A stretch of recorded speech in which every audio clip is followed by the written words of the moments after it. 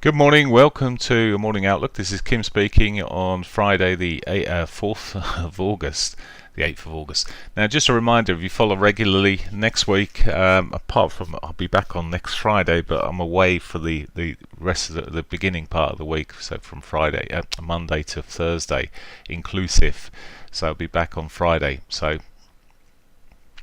just remind you that now, but just in case you're thinking where's Kim's videos. But let's have a look at these markets. Before I look at the euro here, I want to just click on and look at the news events. Ooh, bit of news, like bit of news coming out. So what have we got going then? It's not the 31st today, is it? Let's get to Friday. It's non-farm payrolls day. Well, we've had the Reserve Bank of Australia's management monetary policy statements already been released. So we've got both employment data. We've got the Canadian and US dollar, so you might want to be treading carefully on any pairs that refer to both of those. This morning could be a quietish morning. It is that any time of the year when we've got these numbers coming out, so just be wary. But if you're in positions, that's fine. Just play them and let them run, or do what you want to do. But for now, that's all there is today. So actually, I'll pull that back a moment. Morning, guys, just joining. Okay, so just quick look at. I've just gone on to here because I used Forex Factory, but I mix it up with Financial Juice because they're better with speakers. So just having a look there, with 12:15 we've got Bank of England speaker there. So just something to bear in mind. There is some light news which I could see on Forex Factory, but this data doesn't really create much in the way of volatility. Construction data. Okay, there's nothing else. So just checking. It's worth just cross-checking. I think the Forex Factory is easier to look at. The other one's got a bit more detail, and I just look for the writing in blue on that to see what the speakers. Right, let's look at the markets themselves. The euro dollar caught a bounce in the end. So it looks like it's bouncing off this big. Let's take this other trend line off because it's redundant now. It's broken it and closed below it. I'm not really interested. Actually, I will leave it on. It might just pull back up underneath it and then take another bounce, so I'll leave it for now. It might just react to that. So but at the moment it's still looking pretty soft here, but it's consolidating. 4 hourly just shows it all. Yesterday it's run into its weekly S1, finding a bit of support off that at the moment, but just tipping over maybe a little to continue within the trend. The trend's down. I'm only looking for shorts in this market at the moment. It's above its daily pivot at the moment, so it remains marginally bullish. But look at yesterday, it was a pig's ear. What are we trying to do? Trying to trade this, and today I could ask the same question. So if it's so messy, what are you going to do? A scalp of 10 or 15 pips out of it? Is that going to make you happy? It's not about being happy. Is it going to make you money? It's not always about making money. Is it going to fit with your criteria of your strategies? Not for mine anyway. Right, the pound, lower highs. It's not about being happy. Lower highs, lower highs, lower lows kicking through here. This pound is looking nice in terms of it's done its underside of its S1 pivot there on the weeklies. Coming down to the dailies, it's actually put a higher low in. It's a bit of a mixed signal there. It's nice downward price action we've seen. It was clearer yesterday than the euro, but it too had caught the bounce later on. It was just a bit cleaner in terms of price action. Sometimes if you're looking at the two, I've just found the pound a little bit easier to trade sometimes than the euro. Most of this year actually it's been cleaner, it's been more reliable. It still takes its losses, but it's just, for whatever reason, just been easier to trade. Anyway, well, the simple reason is just cleaner price action. At the moment, rolling back over as well. We'll just see what's happening. It might just get down to its pivot and stop, but there isn't enough meat on the bone really to just trade for that at the moment. But it could, of course, go through. US dollar yen consolidated where it is here, just pitching up again. It looks like the main shove that's just come from the high time frames, the main shove's been to the upside. I talked about the Gartley a couple of days ago. Well, yesterday it looked like it was breaking off through from it, but it's still sort of doodling around that area, the sort of area where we should see the failure. Now we see the failure in all these markets. This could be one of them. Just looking. So strengthened yesterday. Why did it strengthen yesterday? It seemed like a situation, a bit of risk off. The markets were, it was going completely opposite way in the morning to everything else. It was strengthening, and it carried on through that sort of roll. And it might just become the safety currency again, which really confuses things, because it should be going against everything, runs either with the dollar or against the dollar, apart from the yen and the Swissy, which can go with the get stronger than the dollar. They're safety currencies, but we'll see what this develops. If it can get back above its it's got 34.50 and the pivot all pretty close together, it gets above that, it becomes more bullish again. Aussie dollar weak in the bigger scheme on its own. It's managed to bounce overnight there, well, from yesterday afternoon or late morning actually, 10 o'clock it started picking up, but pushing up a bit more solid later. Reacted like the rest of the markets, and as it caught its pivot there, it reacted, but that too could be, I mean, it's a bit of in this bigger picture, it's a bit of a flag going on here, so this could roll over. It's already caught the pivot, so it's not like it's charging for that. It's more likely to go through it the second time or third time. Second time here, might just run through it. It is above its 50 and 34 at the moment, but overall it's still looking soft in the bigger scheme of things. US dollar CAD, so it's the inversion. So it too, well, the dollar is the strong, US dollar is the strong aspect of this. It's just continued to push to the upside. I'm going to take this channel off now, it has no use. There's no point having lines and things on your charts that you don't really need. I've got too many pivots on here, but I'll leave them on for now. And on here. Anyway, pushing up and looking soft. It's certainly looking softer than the yen, and it effectively moved softer, although it did gain a bit of strength in the morning through to the afternoon yesterday, and then we've seen the bounce again. It's looking soft again, and we could just see a continuation. Nothing really setting up there. New Zealand dollar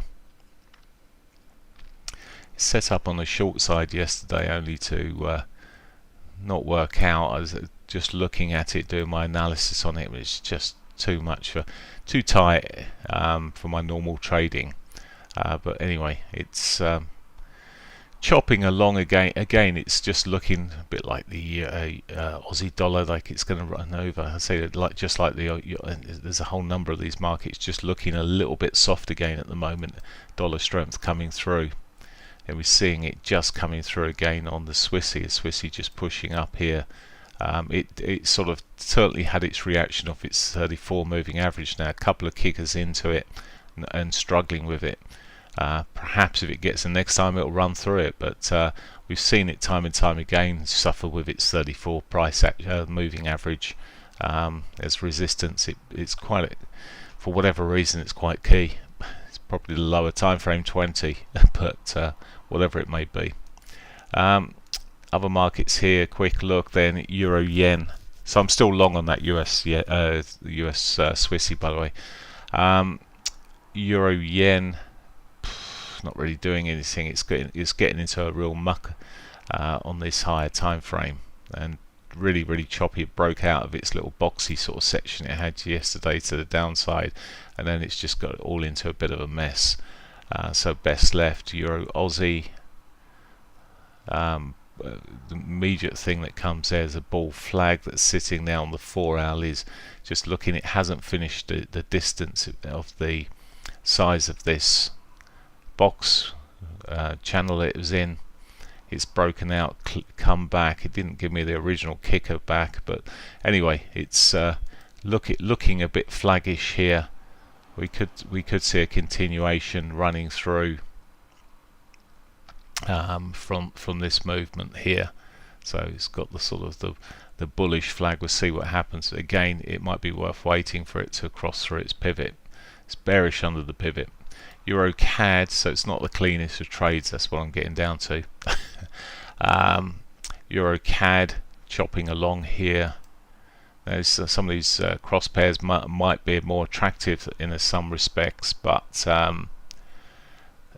even when the news comes out, it can affect the euro more than the CAD, or we've got Canadian data coming out later as well, so they could both get a real mix-up.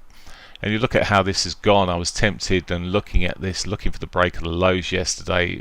We'd gone through the tops, and it's become a mess. I didn't take the break of the low in the end. It came in weird old time, but off it's gone weirdly now, and it's a consolidated range. Really, it's probably in there somewhere. And if you take the spike out of things, you could see the sort of range it's sat in, and it's a range towards the high side, so maybe we will get the continuation there. It really is between a rock and a hard place with the price action it was in. Okay, so just hold it up on a quiet morning. Pound CAD, again, little bull flag there. And that's on the 60-minute. It's a mess. It's a real mess when you come out, look at the 4-hourly. Always come back up. The temptation can be to sit there and you become a bit myopic, a bit short-sighted. Look at only at the short time frames. Look what it's doing on the big time frame here. Why do we want to even look at this? We don't. Let's move on. Not interested in pound yen. It's doing similar to the dollar yen, and I'd be better off with the dollar yen than the pound yen. I know we haven't got any pound news later, but the yen itself will move quite violently with non-farms as well, so got to be careful. And it might move safe wise, so it might go completely away against the way we're looking.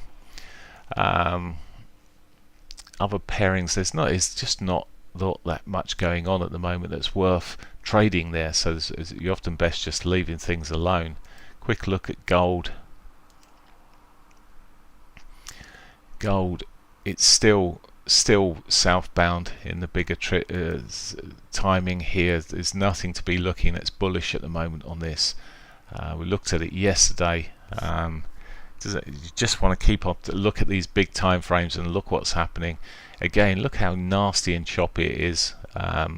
Yep, at some stage it may break out of this, but which way? Well, it's more likely to go to the downside, unless of course non-farms come in and really weirdly.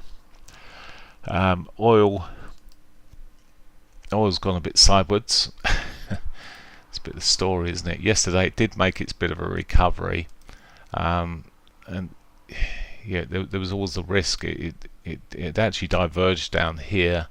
So always the risk it go back to the upside, but it did. I mean, there'd be traders looking to continue. It also put a lower high in, but never continued breaking through that point. Again, it's back on the bullish zone. I haven't fully read all of the details of OPEC yet. That did come out, but either way, as I said, I can't see it not be bullish, but I didn't want to be taking a trade which looked iffy. Quick look at the equity market. CSI 300 continues to be a couple of days down, one day up. 2 steps forward, 1 step back. As you ever feel that feeling?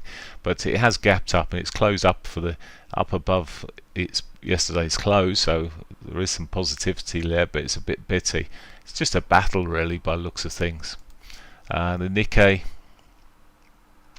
again up on the day, against yesterday, but it did make the lows first. Still looking to see if it breaks this low here, in which case to me it becomes more of a bearish picture. Nifty 50 bit up at the moment on the upside. It's just I put the trend line on there. It had broken and closed below it, but it's doing its best to go back to the upside there, looking a bit more positive. Aussie 200. again catching the bounce a little bit, so you've got the same through a lot of these equity markets this morning. Asian markets have been pushing up. In fact, coming to the S&Ps, it's coming off a little bit at the moment, so be wary, but you can see that it called a bit of a bounce here. It's just bear flag territory.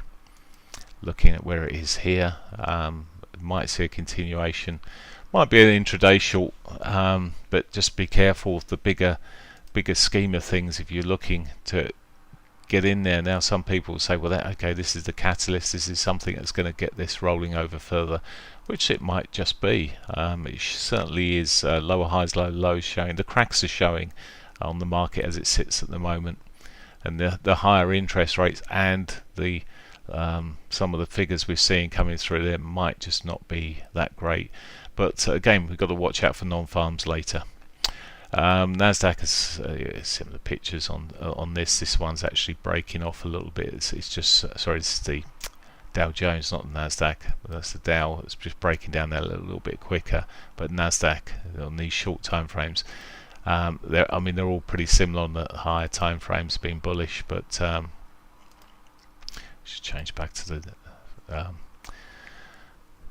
still in sort of bullish territory. Now these, we take the Dow Jones here, might just want to come back to the pivot. So there is some potential short side on the for the shorters out there that want to be short on these markets, but it might be short-lived. Got the shorts in enough. Right, that's it for me today. I'm going to wish you a great weekend. Good luck if you're trading the cryptos. They're not really going anywhere, are they? Have a great weekend, and I won't catch you next week until Friday, and I'll catch you next Friday morning. Take care, trade carefully. Bye for now. There we go.